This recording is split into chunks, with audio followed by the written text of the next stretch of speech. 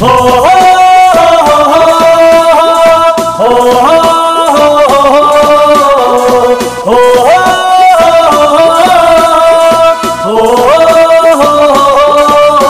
मेरी जान तिरंगा है, मेरी शान तिरंगा है। वंदे मातरम, वंदे मातरम। मेरी जान तिरंगा है, मेरी शान तिरंगा है। मेरी जान तिरंगा है, मेरी शान तिरंगा है।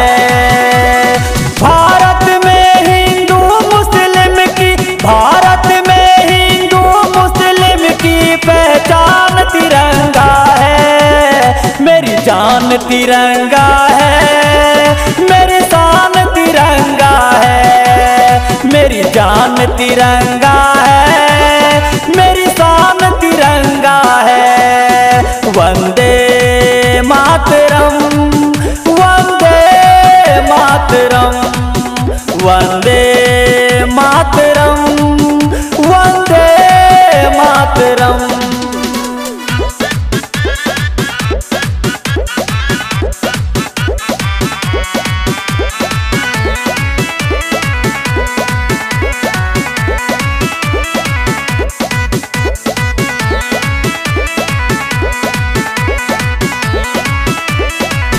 ये देश है ऐसा देश जहाँ तहजीब सदा मिलती है।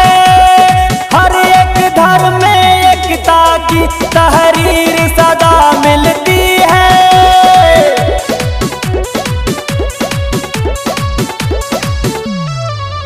ये देश है ऐसा देश जहाँ तहजीब सदा मिलती है।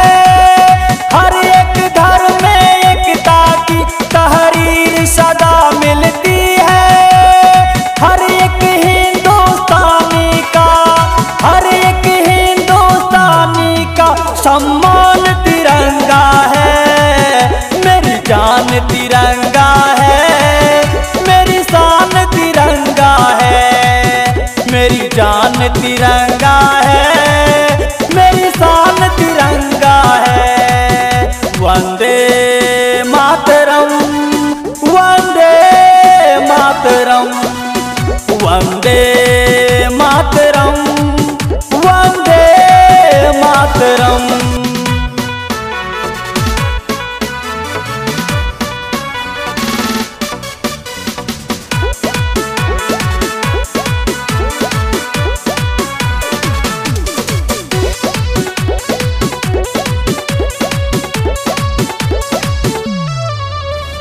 हिंदू मुस्लिम सिख ईसाई चार पिलर है मजहब के।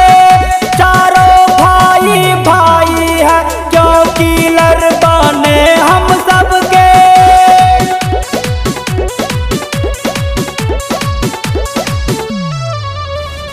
हिंदू मुस्लिम सिख ईसाई चार पिलर है मजहब के।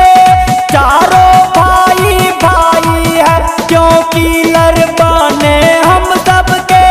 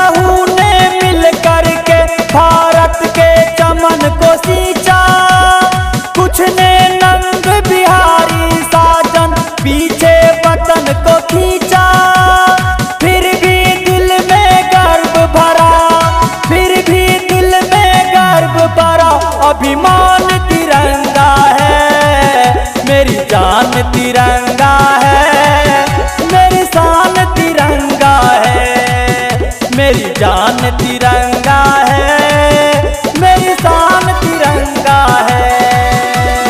भारत में हिंदू मुस्लिम की, भारत में हिंदू मुस्लिम की पहचान तिरंगा है, मेरी जान तिरंगा है, मेरी शान तिरंगा है, मेरी जान तिरंगा